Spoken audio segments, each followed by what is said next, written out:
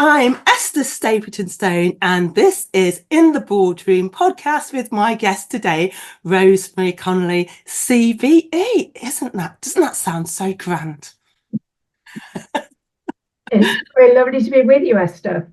Well, I'm really excited because we met such a long time ago, working with young people. So it's lovely again to meet, and I'm sure this podcast will be inspirational to young people as well. I hope so. Oh, wonderful. So please share briefly with our viewers and listeners where you grew up. I grew up in Leicestershire. I still live in Leicestershire. And my parents were told that I was unlikely to live beyond 10 years old. So I'm doing okay. I think you're doing great. I've always had asthma, and my lungs, which I learned later, were underdeveloped by the time I went to school. But I've been incredibly fortunate, and I have always been active as a child. And really, I just have a tremendous zest for life. And so I had lots of animals when I was growing up, and I left school at 15. Went to secretarial college for a year, and then I got my first job as a secretary. And I did that until in my early 20s, when I got married and I became overweight. And so then I decided to run a slimming club. I lost my weight and I started my first slimming club. And so that's how that all started. And I was 25 when I started my first one in 1972. And I have to say that being trained as a secretary is extremely helpful when it comes to running your own business, because you actually know how an office works. You know how to answer the phone, you know how to write a letter, and you know how to, well, in those days, it wasn't computers, but I certainly knew how to type. I was never terribly good at it, and still I'm not very good at it, but thank heaven for autocorrect. Yes. And I'm so grateful for technology today, because you can just speak into the computer and it'll just type away. So I haven't actually tried that yet, but it may come to that.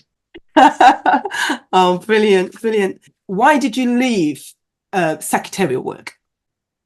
Well, because when I got married, I gained weight through eating too much food and becoming slightly addicted to food. And then I learned how to lose weight.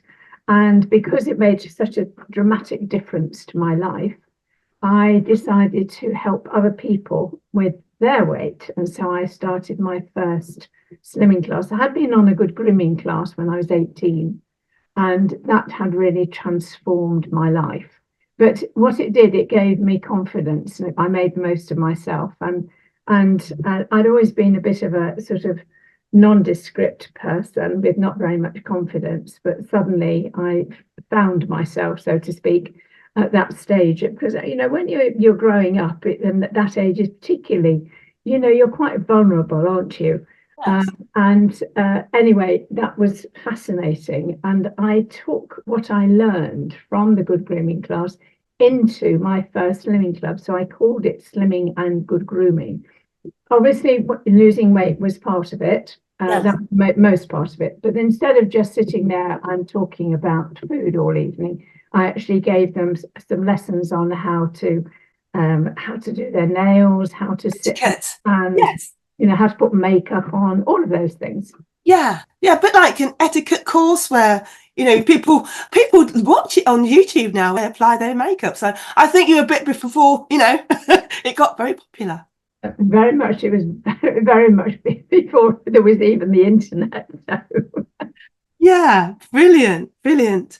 So to someone listening or viewing who wants to start a business, what advice have you got for them? I think it depends what your interest is. And I say this when I'm president of Young Enterprise, and one of the joys of that is these are young people who are basically, for 1 year of their life at school in their own time, are taught how to run a business. And I always say to them, what are you good at school? What were you good at school? And can you use those skills to take you into a business? And one of the benefits is of young enterprise is that you find what you're good at and you find your weaknesses, because nobody's good at everything. That's right. And I would say that anybody running their own business is be prepared to lose your investment. You might lose everything. You might start something up and the money, that if you're borrowing money or whatever, you might lose it all. Can you afford to do that? Now, I started very small. My investment when I started my classes was just £8. That was a long time ago. It was 52 years ago. But nevertheless, that paid for 30 posters. Well, of course, that's all different now. You can just print them off your computer. But it wasn't like that then. And I put those 30 posters up and I got 29 members come to my first class. And that was the beginning of my business. And it was amazing. And some 9 years later, I sold that business for 52,000, which was a huge amount of money back then. It was enough to buy myself, because my husband and I, we were sadly deciding to part company. It was enough to go and buy myself a 4-bedroom detached house. So that puts it into context. But yeah. And I must say that my husband and I never ever fell out. So that's a really important point to make. Yeah. So what gives you the drive and passion for doing what you do, Rosemary? I love helping people to lose weight, feel fitter, to be fitter, healthier and happier. And now I've sort of changed my career slightly, because instead of trying to run a business to make money, we're sort of at the stage of my life where we're sort of giving back. So we have a website, rosemaryconley.com, and we do a weekly newsletter, and it's all free. And I want the sort of over 50s to learn how to live a really good, healthy life for as long as they possibly can. Because as you get older, you don't think about it when you're young. You just don't think about dying. You don't think about being ill as you get older, because it doesn't affect you. You can trot around in your high heels, and you can go, exercise, go and dance in a nightclub or wherever you want to go. It doesn't even cross your mind. But as you get older, you realize the immense limitations that come your way. So think of your grandmother and what she did or didn't do.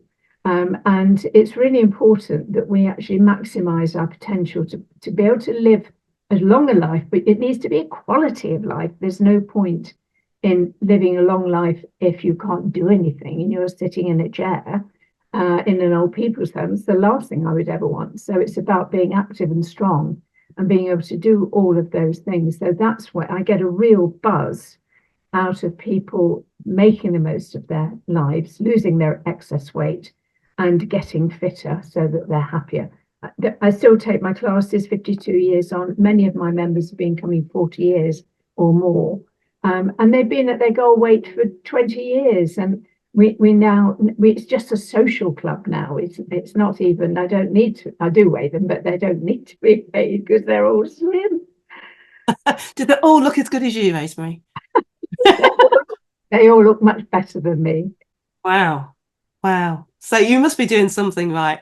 And I suppose it's not just the exercise for you, is it? It's the whole part of you, which is important to you. It's really important that we eat healthily. So what goes in is what's going to sort of make our bodies healthy. And so what we eat is really important, and then exercise is really important so that all the mechanics work and that we're strong enough. That's the really important thing. Brilliant. And we're both Christians. Yep. And when you are a believer, I think there is something that comes from having faith. I became a Christian. We're talking. I was 39. 1986. I became a Christian, so almost 40 years ago. And I was a particularly low point of my life, and I think God had to get me to that low point. My marriage was failing, or had failed. In fact, I was in a new relationship that was failing. The business that I had sold to the company, they employed me within it.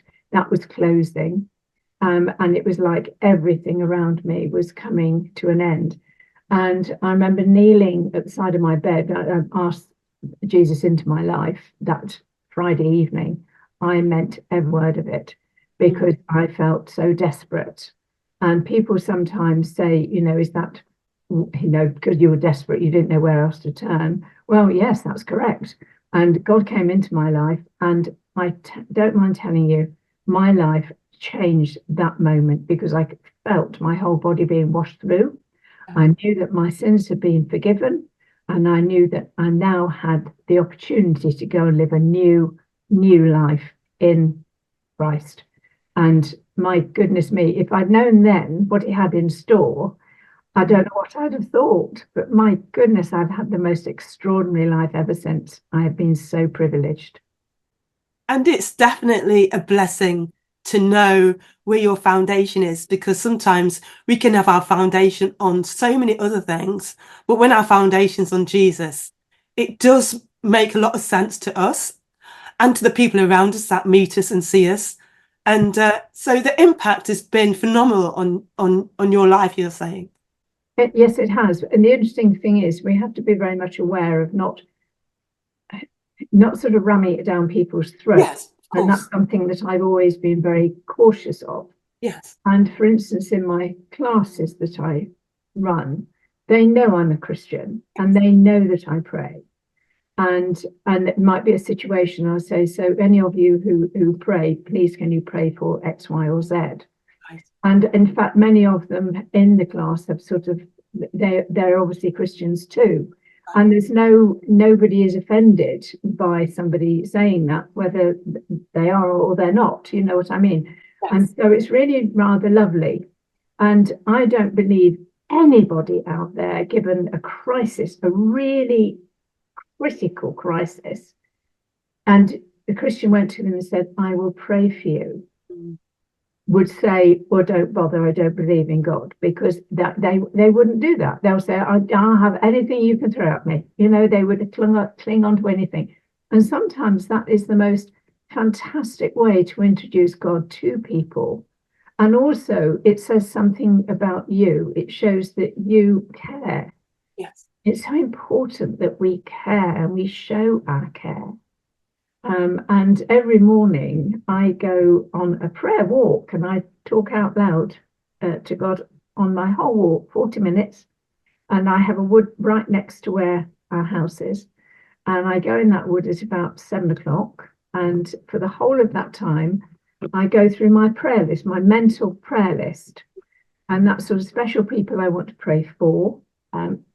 Next bit is I thank God for everything that he's given me and my wonderful family, my daughter, who's an incredible minister in her own church, joint minister, my loving husband, and and also for my health, my fitness, my happiness, and my fulfillment.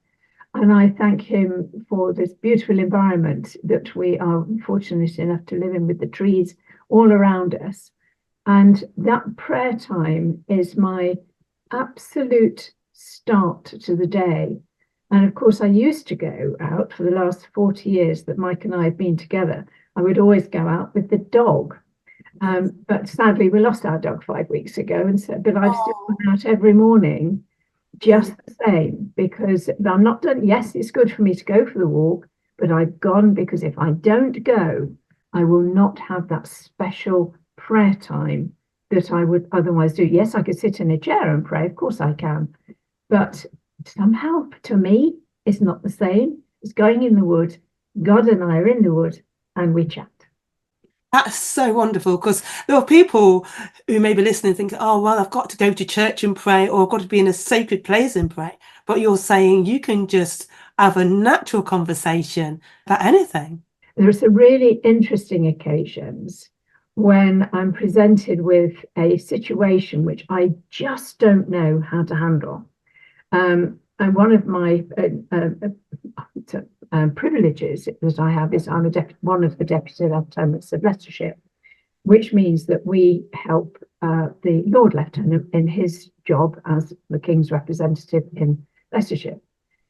And he, for the Queen's Jubilee in 2022, he wanted me and another deputy lieutenant to create an event that would mark the question in Leicester, in the centre of Leicester, which is Jubilee Square. and we only had 4 months to create something.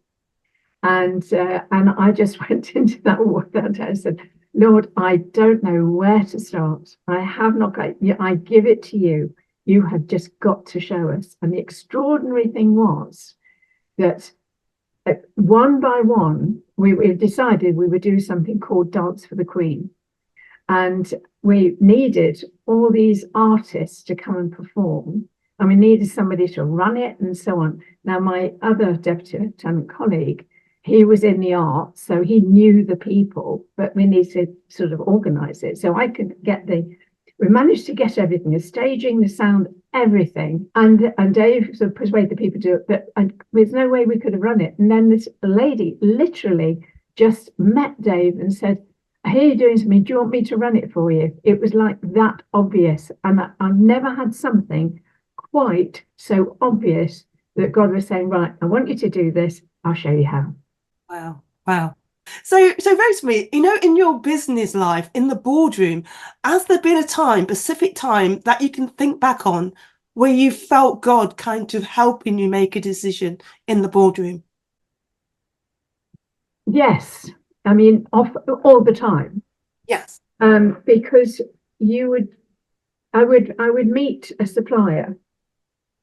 Everybody, when we had our clubs, which it sort of closed 10 years ago now, but when we had our clubs, everybody wanted this, amazing network of 160 franchises and all of the, 60,000 people that were basically there in our clubs, and everybody wanted a piece of that, and we would talk to people, and I would come up with an idea and just think, well, how about this, or how about if I wanted them to produce something, and for instance, somebody brought, I can show you this. These pots, there were 4 of them. I think it was a smaller one, and anybody who is just listening to this, it's basically measuring pots. Right. And I said to this guy, right, if you can make one bigger than that, I would like to use these as portion pots and get rid of the tiny weeny one. And if we ordered 200,000 of them, could you do them for X? And which was about a quarter of what he was charging at the moment. And he said yes. Well, we went on to sell a couple of million of these. And they're a fantastic aid to anybody wanting to lose weight, because they help you to just measure out your rice and things like that. And it was one of those things where sometimes an idea will just come into your head, and I'm not clever enough to have those ideas. So when they happen and then they come to fruition, you think, oh, that was good then. I love that because there are people who are just naturally gifted and naturally good at everything. And then when you have a relationship with Jesus, you can just direct our thoughts and direct our steps. And that's what I love about having a relationship with Jesus, because there's times when I have to go to him for help and to know what the next step to take. It is incredible how God can make things happen. And I'm not saying I always get it right. Sometimes things are, one makes decisions which one may later regret, but at the time you make it in good faith. And also, you see, our business went down in 2014, and well, it just, the markets have changed, and we weren't in a position that we could carry on. And I just kept my faith throughout the whole thing. I just knew that God was in it. And looking back, I felt he was probably saying, right, hold on to your hat. This is going to be a bit bumpy, but you will come through it, and you'll be so glad that you come through the other side. And that's exactly what has happened. And I am so glad I am where I am now. And my husband, the same. We've often said, what would happen now? What would have happened in lockdown if we'd still got the clubs? What would happen if this? What happened if that? And so God, you have to trust God. And when the going gets really tough, then trust God. Amen to that. That's so good. And I'm sure, people listening, Christians or non-Christians, will want to have that desire to know, when things get tough, you can really depend on him. So what skills are required, would you say, for a young leader to develop in the boardroom? Well, the first thing you need to understand is recognize your strengths and recognize nobody's good at everything. Right. And so recognizing your weaknesses is a strength. Yes. So I'm not a figures person. I hate accounts. I hate anything to do with figures, but I love words.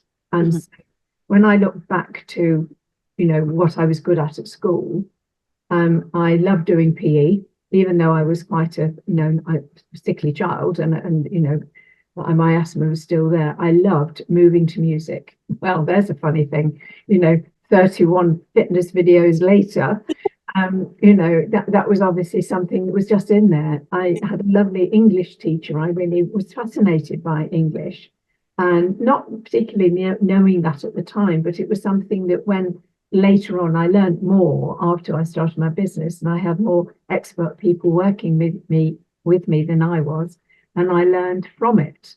But you also learn, what are the things that you love doing. And if you can, when you're starting a business, if you can find a business that an activity that you love doing, then you'll just have a ball.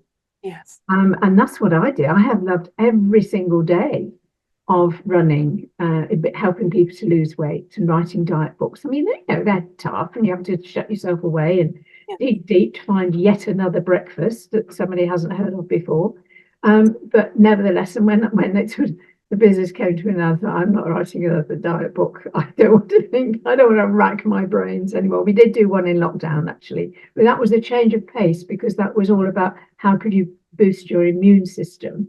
And so my colleague of 30 years, we wrote the 28-day immunity plan, which was a whole different sort of point of view, because it wasn't about calorie counting. It was about eating healthily, exercising regularly, do a 30-minute walk every day, try not to drink alcohol, at least for the month. It's a 28-day plan. And don't eat any snacks between meals. You can have unlimited vegetables and unlimited salad.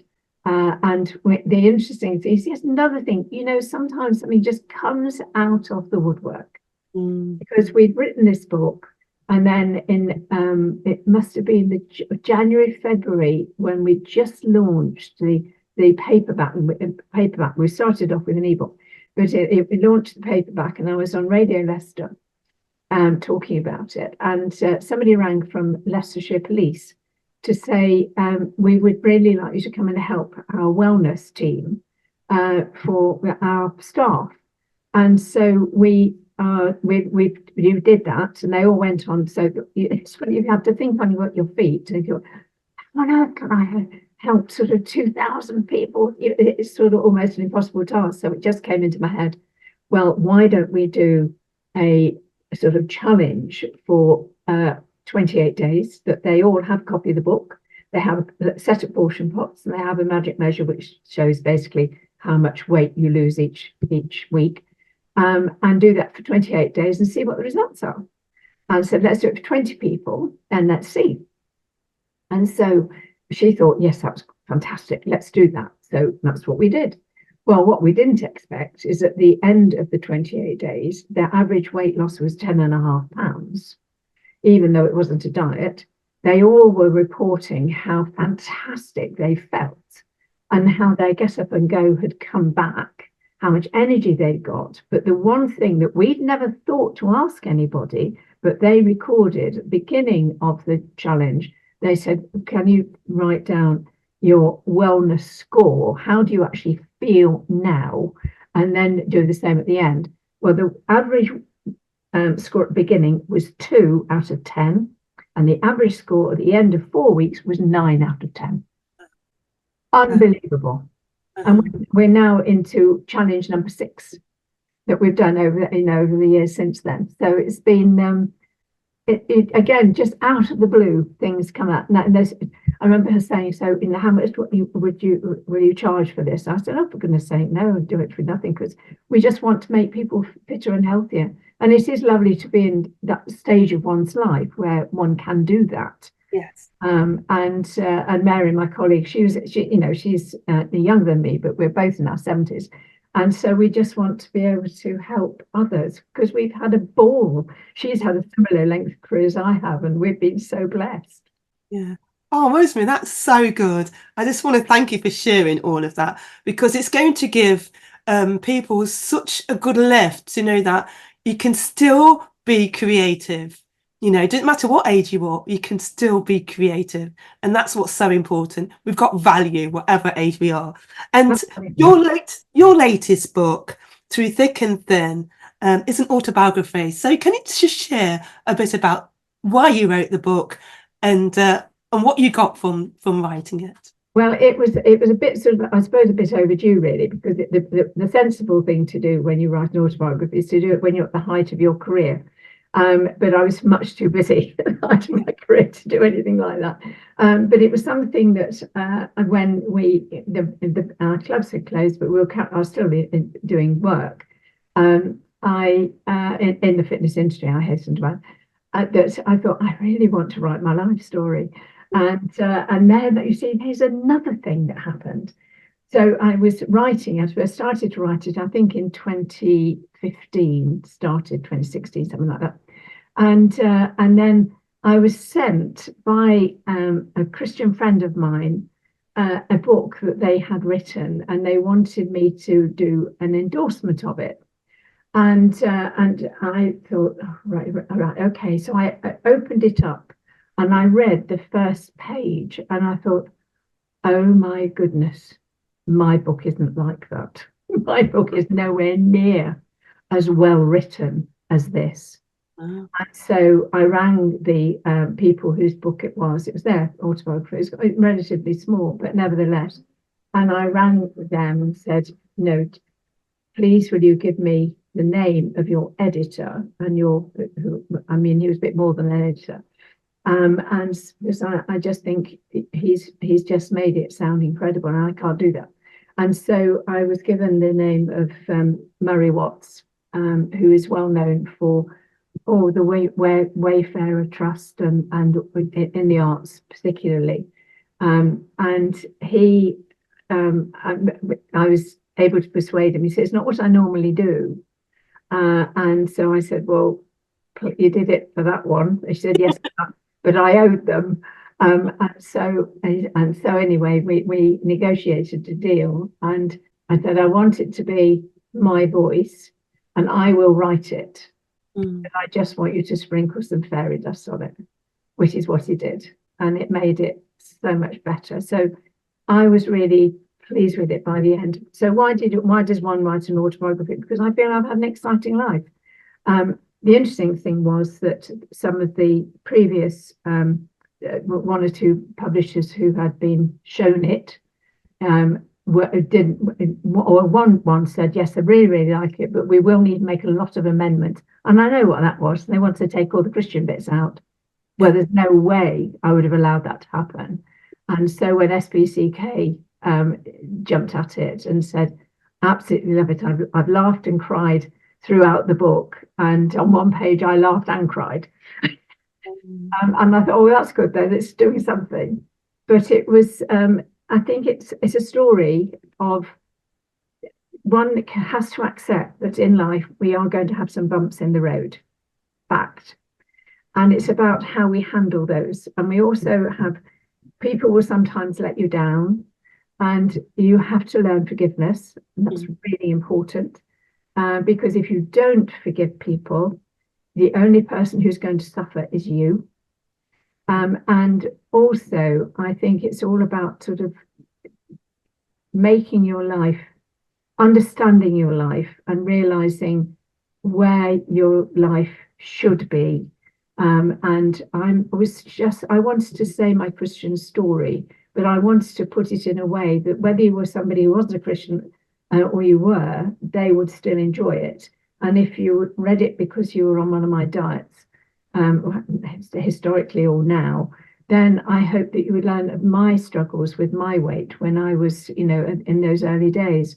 And so it was very much about sharing that human story, and also that, the business and how fun it was. I mean, it was fantastic. And I was so blessed. And my husband, Mike, my second husband, we have been so blessed, unbelievably so.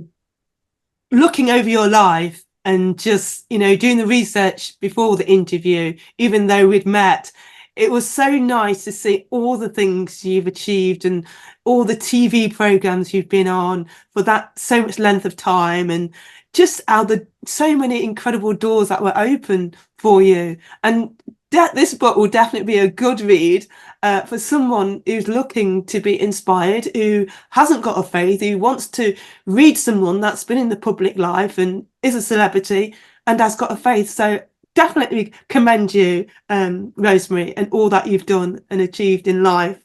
And I just want to say a big thank you for doing this podcast with us. And we just pray God's blessing on you, Rosemary, and that, whatever lies ahead of you, I know it's going to be exciting because you're not stopping or slowing down.